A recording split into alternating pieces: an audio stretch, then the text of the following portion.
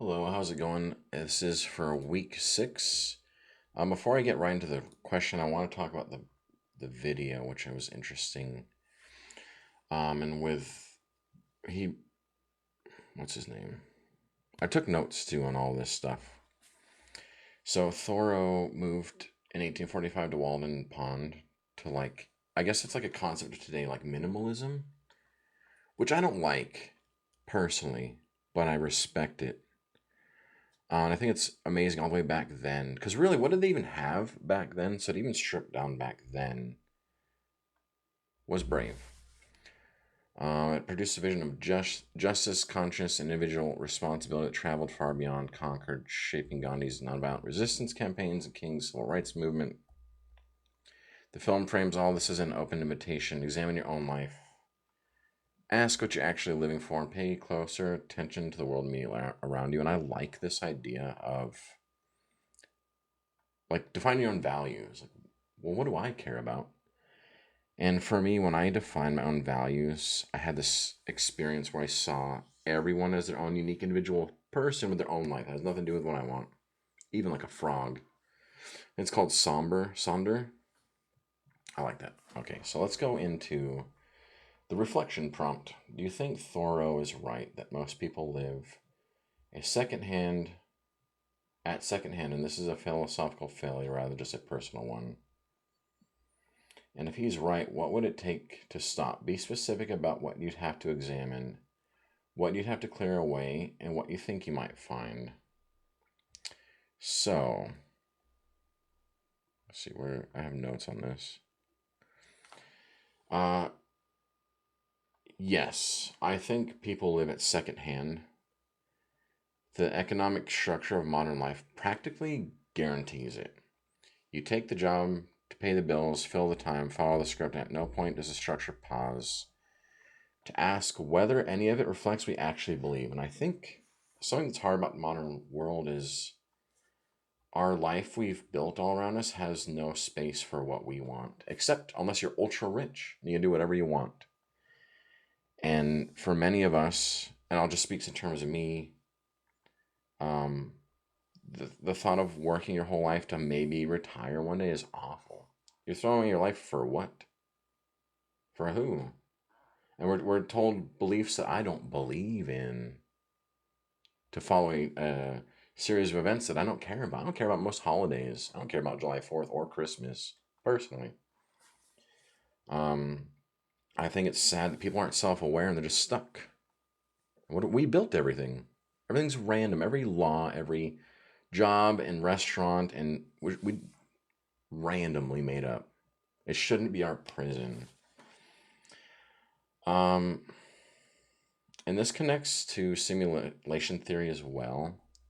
If you can't be certain the external world is where it appears to be, defaulting it to its demands without examination is an even stranger choice than thorough thought. It's like if you're living a life you don't even want to, but you feel trapped, that's hell.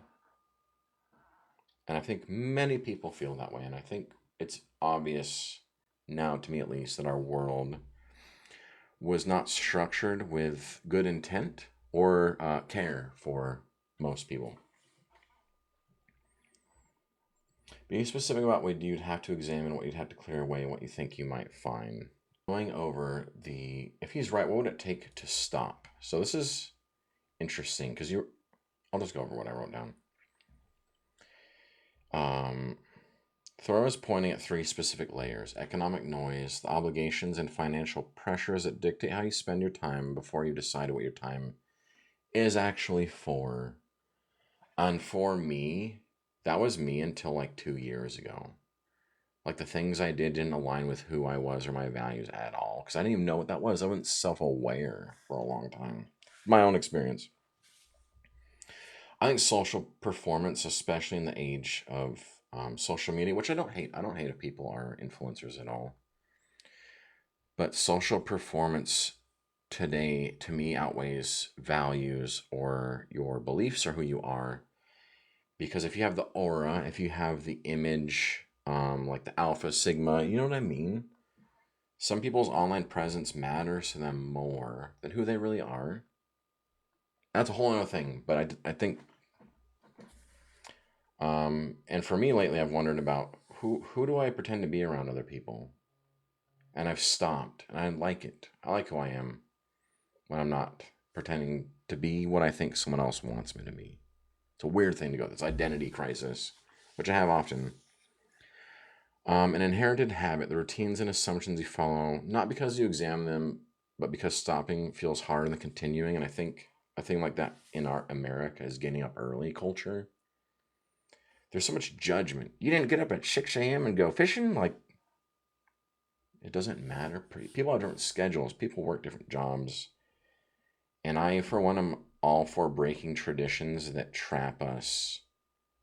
If you want to get up early, that's one thing. But if you feel like you have to tell everyone else, eat vegan, eat this, work out, the projection that happens in our society, I don't like. And this is where Thoreau, so if you think he's wrong, identify exactly where his argument breaks down and what that tells you about the limits of transcendentalism as a philosophy practice. Even arguing for Thoreau, you should acknowledge where the pressure point is. His framework assumes underneath the noise there's something coherent waiting to be, which I like, and I agree with. But that assumption isn't guaranteed. Some people strip away the inherited layers and find genuine certainty rather than clarity. Not a quiet inner voice, but a genuine absence of one, which is true and terrifying. And I think identity crisis is going to be part of our life now, like mental illness. Thoreau doesn't fully account for that possibility, and it matters because if the examination doesn't reliably produce the self-knowledge he promises, then simplicity it's limited. This is where I didn't know how to say that word, epistemological. This is where epistemic humility becomes the most honest position. You can argue for Thoreau while acknowledging that the inner life he's pointing to might be less settled than he believed, which actually makes the examination more important, not less, because you can't know until you look. And I think this idea, if every person on the planet, for a moment, let go of their facade and their ego and their job and their beliefs and all this stuff they are, not like it's bad, just take a step back or inward regularly, like an update for your iOS. You know what I mean? Like, do I care about this? Because regularly I find myself like, I don't care about this, but I value this. And I don't want to care about things I don't.